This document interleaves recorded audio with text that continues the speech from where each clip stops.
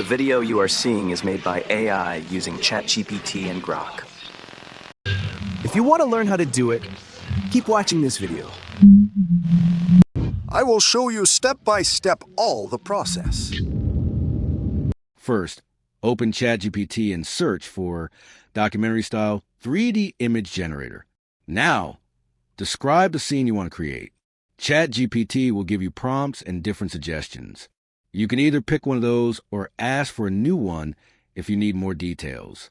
Once you have your prompt, copy it and go to Grok AI.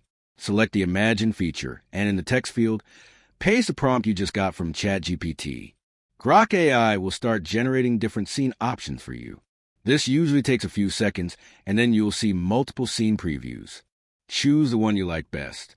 In the bottom right corner, you'll see a Make Video button.